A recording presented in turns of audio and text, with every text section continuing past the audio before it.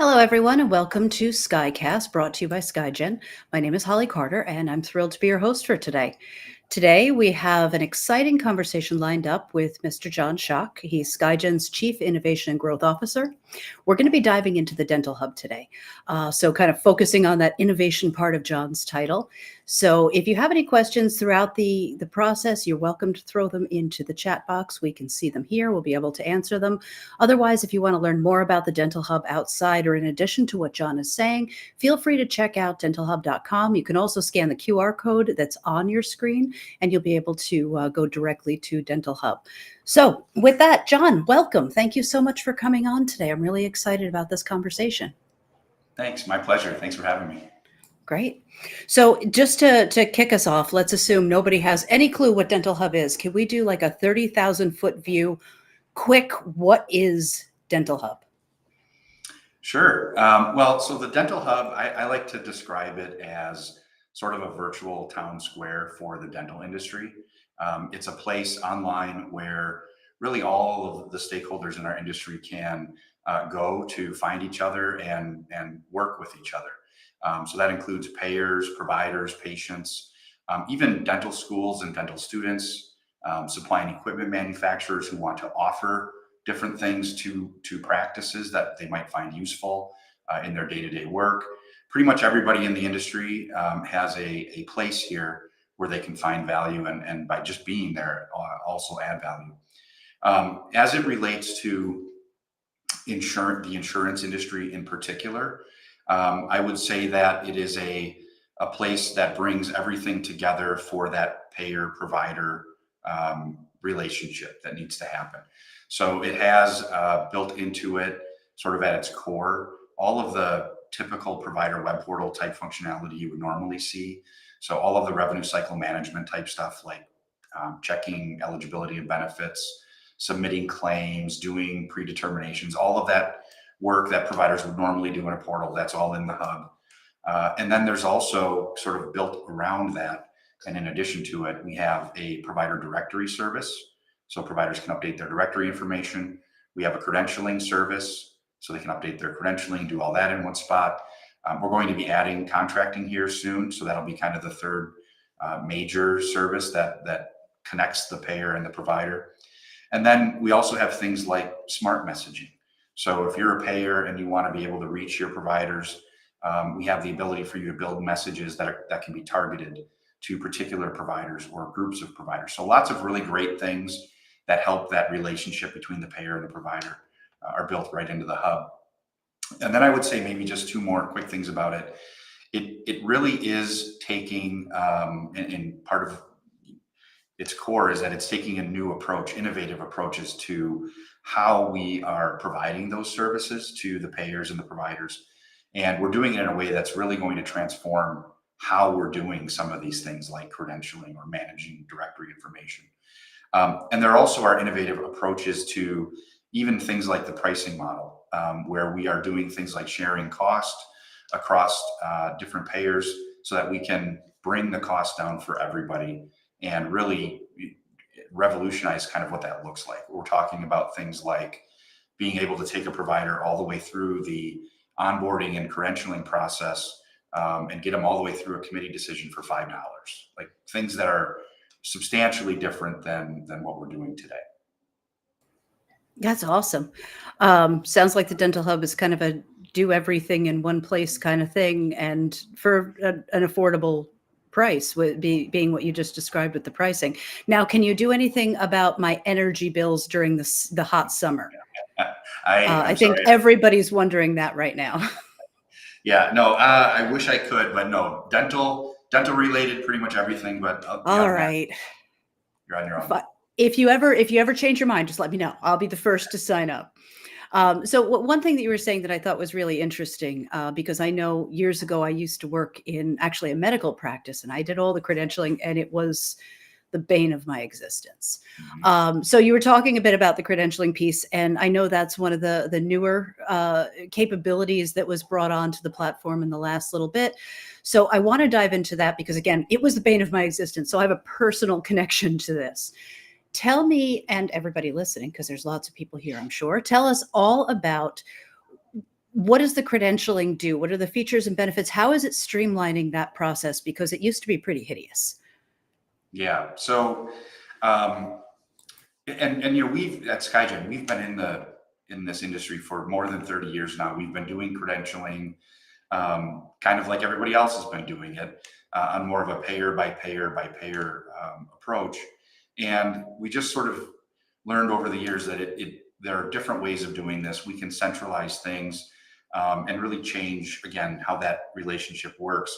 But we're taking things a step further than what we've sort of seen in the industry so far. So the goal with credentialing, I always like to say, is to get things from 30 days down to 30 seconds.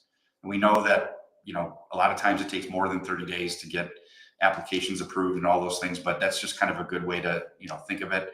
The idea is, it's again, dental specific. So from a provider perspective, we're only asking them the questions that we really need to know from them. It's also dynamic. So if you're in a certain state, we will ask you the questions that are relevant to that state. But we won't ask you things that aren't relevant to your day-to-day practice or where you're trying to be credentialed. So it really streamlines everything for the provider that way. We've also automated almost every aspect of the verification process. So rather than having folks who have to go out and find this information and verify it, most of that is happening in real time with APIs and things like that. That also, though, helps us to do things like before the provider even submits their application, we're checking critical pieces of data to make sure that it's correct and it's not going to cause a problem once that application's been submitted. So, for example, if you mistyped your state license ID or it had expired already, we would be checking that before you even submit it as a provider, and we would flag that for you so you can correct it. That helps to cut down on a lot of that back and forth that takes place to clean up the information or get what's missing. That's often what really slows down the process. We're also doing, like I said, a couple things that are really going to have a sort of a huge impact on just the process and how it works. So we're centralizing the verification process, as an example. SKYGEN, if you're on the Dental Hub as a payer, SKYGEN does all of the verification work. We're NCQA accredited. We do everything to NCQA and CMS standards. But what that means is, because not every payer has to do the verification, we're just doing it. All the provider has to do is keep their information on the hub up to date. They're not getting a separate packet every 3 years from, they're in something like 20 networks on average. So they're no longer getting all of those packets and being asked to go through and restart those processes with every payer. They just keep their information up to date. They reattest to their application when it needs to be reattested. And what that does for them is it effectively eliminates that recredentialing process. They really don't have to worry about recredentialing with any particular payer, unless, for example, they get denied by a payer. Then obviously they have to worry about it. But otherwise, the payers just grab the information and everything kind of runs smoothly for them. We're also doing something new and different in terms of centralizing the credentialing committee process, the review and decision process. I don't think there's anybody else really who does that today in this type of a service. But if payers want to, they can delegate the credentialing committee to us as well at SKYGEN.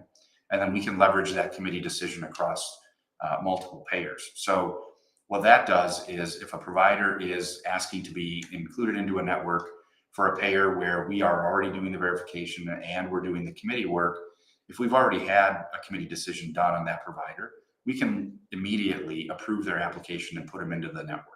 We don't have to wait and do that committee decision again.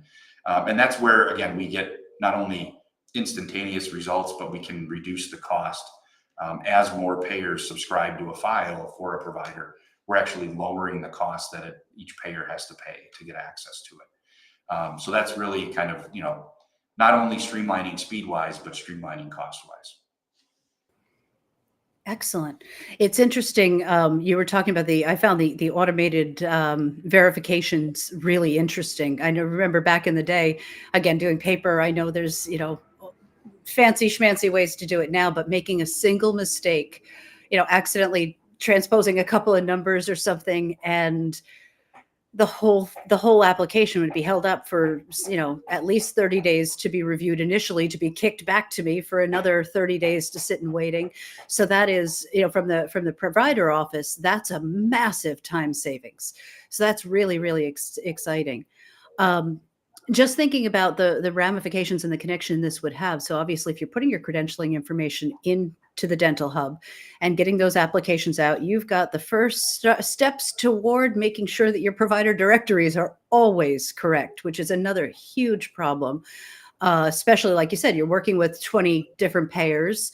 That can be a huge challenge, keeping all that up to date when you change locations, or add a new location, or whatever. Just convert your practice to being ADA compliant, or change your hours. So tell me about the provider directory aspect on the dental hub. How is it working to help that hideous process and fix the issues there? Yeah, great question. So it's similar to credentialing. It's centralizing that process as well across payers. So if you're a practice at the dental hub, you're inputting your information about your practice when you create your account. And that is effectively your directory information. And we're sharing that with multiple payers who want to access it. So you just need to keep it up to date as a practice within the hub. And you don't have to you don't have to worry anymore about the calls from the multiple payers, or the emails, or the different ways that they, sometimes they're still mailing stuff. You don't really have to worry about that anymore. You just go to the hub, keep your information up to date, and the multiple payers can access it. I think the main thing, though, and again, on the flip side, for the payers, they don't have to do that work either, right? So they're eliminating the work they have to do today to outreach to the providers. But I think the primary difference between what the hub is doing and what most other either payers on their own or services are doing, who do try to centralize some of this, is that it's integrating it within the other workflows that already are in the hub as well, and providers are using. So revenue cycle management, for example, when we call it a business, when a practice creates their account at the hub, they tell us all of their tax IDs, they tell us all of their locations, their providers, their payment preferences, EFT accounts, all of that gets inputted. But as they do things like submitting claims or checking eligibility through the revenue cycle piece of our service, they have to keep that information up to date in order to get accurate results. And so they're constantly, just in their day-to-day work, making sure that everything's accurate. If something has changed, they update it. So they don't actually have to do the additional work then of separately updating a directory database or going to a different service to be able to update that. And what we know is that oftentimes they just don't do that as much because it's extra work that they have to do. So we think by just integrating this with the other services that are already in the hub and eliminating that additional work for them, it's going to be more accurate and up to date and fresh because it's just easier for them to do. There's nothing extra in their workflow. That's absolutely fantastic. The fact that you can go into one destination, the dental hub, and check eligibility, go submit a claim, update your provider directories across all your different payers at the same time. I could imagine that the efficiency gain would be tremendous. So kind of going down that path with the efficiency gain, is there any other areas that we should elaborate on how the automation and credentialing and the directory services help to reduce some of those administrative burdens that providers are experiencing on the day-to-day? Yeah, I mean, I don't know if it's necessarily new information, but just to sort of reiterate, it's that centralization that really it streamlines everything for the provider. And we know, so for example, in the directory, like we talked about, they're not getting multiple requests. They just simply do things in their day-to-day work, and that's updating their directory information. Having everything in one spot allows one piece of work to kind of build on another and another, and it eliminates the things they normally would need to do. And credentialing is the same way, right? So as we get updates on their provider file, if they're doing it for directory purposes, it still is going to update their file for credentialing purposes. all of that cross-populates, so they don't have to, do nearly as much work as they do today with those being separate services. But the other thing that we have sort of built into that that I haven't really touched on is all of the automated notifications and things that are happening. The hub has automated notifications that go out to the provider, and again, they're targeted to the provider, so they're not generic messages that the provider may think, oh, those maybe aren't relevant to me, or they're buried within 50 other notifications. They're just getting the ones that are relevant to them to say, hey, it's time for you to attest to your application because it's more than 180 days old, or so-and-so payer has subscribed to your credentialing file, but they ask a question that is payer specific. So we're going to need you to answer this one question. We don't need you to go back and do a whole nother application, but it allows the provider to kind of just do their work, and it will tell them when they need to pay attention to something. They don't have to keep going in there and looking for that kind of stuff. So there's a lot of that built into the workflows that makes life easier for them. The other thing I haven't really mentioned is, everything as you sort of would expect with a service like this allows the practitioners themselves to delegate to their team members a lot of the work that needs to happen. So everybody knows that the dentists themselves are not going to go in and check eligibility. They're not going to go in and even update their directory information usually, or do credentialing stuff. So they can assign delegates to manage that information for them. The only thing that they have to do as a practitioner is attest to their application. That's just for various reasons, compliance reasons, the provider has to do that. But again, that's made simple. The delegate does all of the work. They say that they're completed with the application. The hub will tell them, hey, thank you, but we need the dentist to attest to this, so we're going to send them a notification. Sends them a notification. All they have to do is click the button and it's attested to. So makes things very easy. It allows them to spread the work out. And same thing too with a business or a practice. They have oftentimes multiple locations, different function areas like credentialing, so that the practice itself can determine in a self-service way assign permissions to their different team members for who can access information and do what tasks. So everything is, the whole idea here is that everything is self-service, so people don't have to wait on others to give them access or permission and do those kinds of things. That's so cool. It seems to me like the combination of all these capabilities in one place, like I said, that kind of has been wowing me since I even heard of the Dental Hub. But I love the idea that everything could be done in one place. It seems like this is a huge gain on the provider side. I would think this is a huge gain on the payer side as well, in terms of efficiency and so on and so forth. The payers are getting up-to-date information without having to beg for it. I could only imagine that the administrative costs on the payer side were terrific back in the day, trying to do everything with mailing and following up and so on and so forth. So I can see a tremendous gain from a cost and efficiency perspective. I wonder, how do you see these capabilities, these enhancements to the industry really improving not just the provider experience, but the overall relationship between payers and providers?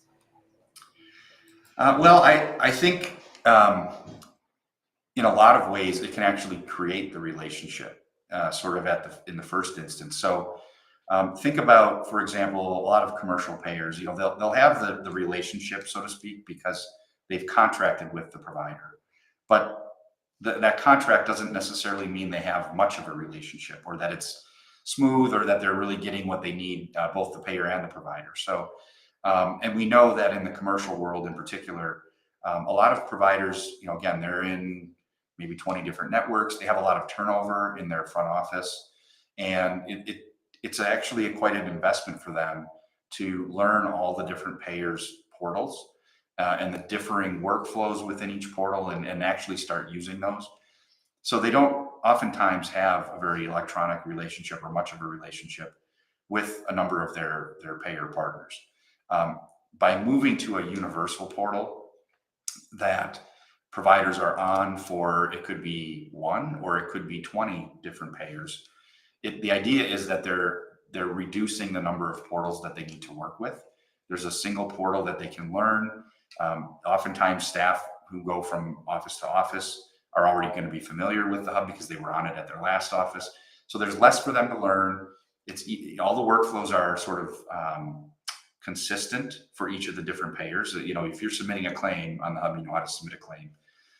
It just makes it much more likely that the practice is going to be using a portal that payer is available through, and it really kind of can create that relationship. But it also, it improves the communication between the payers and the providers. So like I mentioned, with things like smart messaging, today payers often have a page that might have 20 or 30 or 50, just a ton of notifications, and some will say urgent, some won't. And it's just, you have to really weed through all of that if you're a provider to see what might be relevant to you. But with smart messaging, payers can just target that provider. It pops up right on their homepage. They know that it's relevant to them.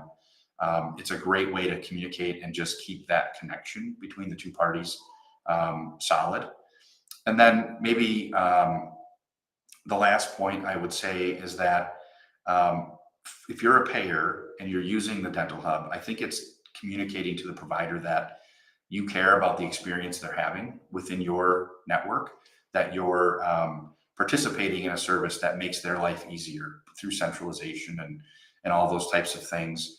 And I'd say, especially for our clients who are in government programs, our payer clients who see Medicaid or have Medicaid or Medicare Advantage programs, it's often difficult to get providers to participate in your network in the first place for those programs. And anything you can do to eliminate the administrative burdens, and increase the communication level, make it easier for them to participate, the more likely they are to participate. And providers, they do know. I mean, every payer has a reputation one way or the other, good or bad, about how easy it is to work with them. So we think that something like this universal portal is really going to make it a better provider experience and strengthen that affinity for the payer who's participating.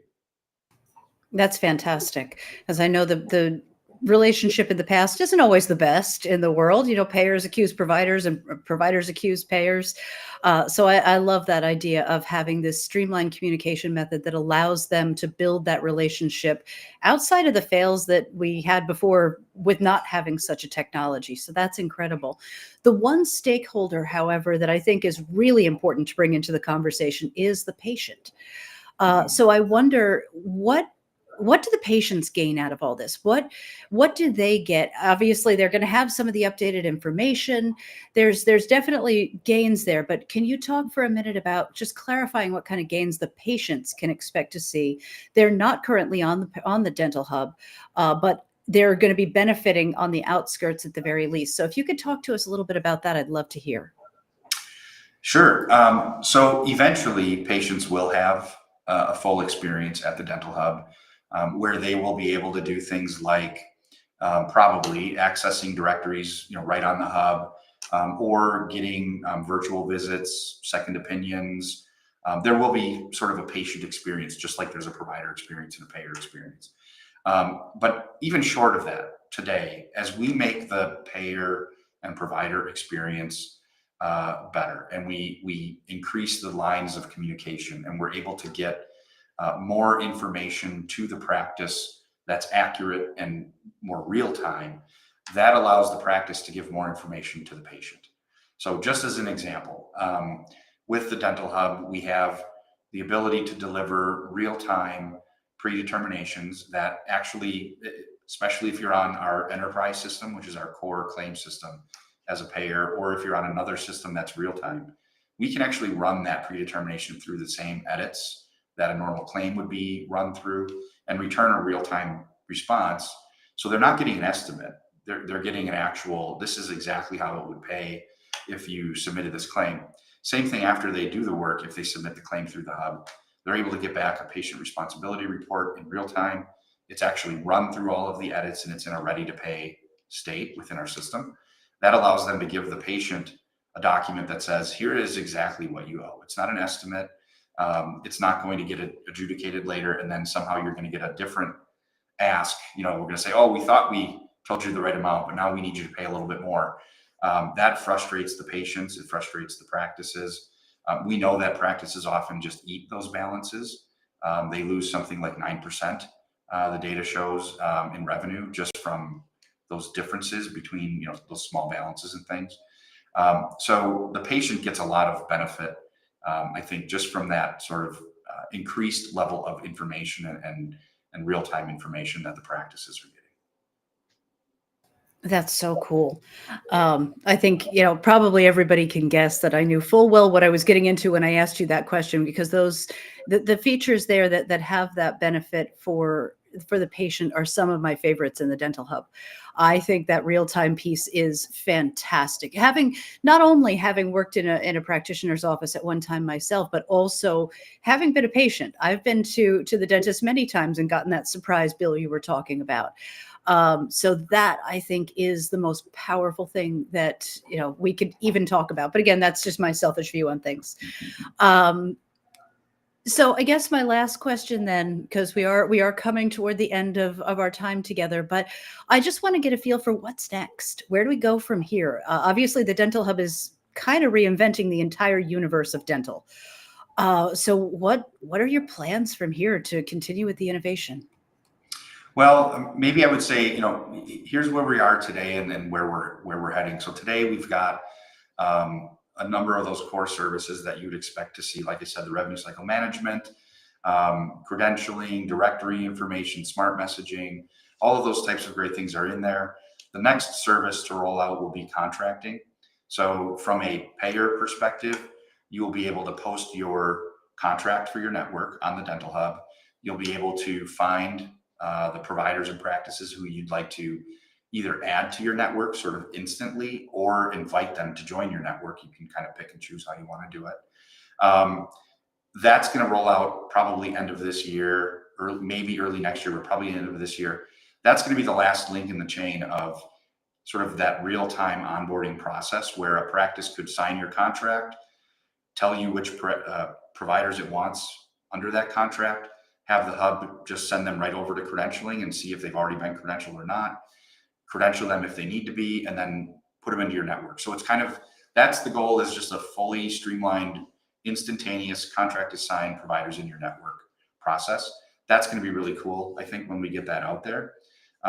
You're also going to see things like the ability to tie ratings into that contracting process. So if you want to add instantaneously providers to your network, being able to see which ones are considered high performers in different networks.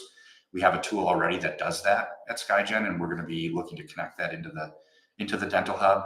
And then, like I said, the whole patient experience, being able to access provider data right there, or directories, and being able to get different virtual visits and second opinions, things that payers can even offer as a benefit to the patient, but have them access it through a Dental Hub. Lots of different really cool innovations. I mean, once you get all of these different stakeholders in one spot, we've created this ecosystem that the number of different possibilities is sort of endless in terms of how can we try to make people's lives better within the industry. That is absolutely fantastic. John, I know you're a busy man, so I want to thank you very much for spending some time chatting with us today, and for everybody who joined. Thank you very much for taking some time. I know Mondays are never anybody's favorite day, so the fact that you joined us is very, very much appreciated. And John, taking the time to answer my silly questions, but I'm sure a lot of people had the same, so thank you. I hope you all enjoyed the live stream today, and I hope you'll join us the next time. It was good seeing you all. John, have a good afternoon. Thank you. You too.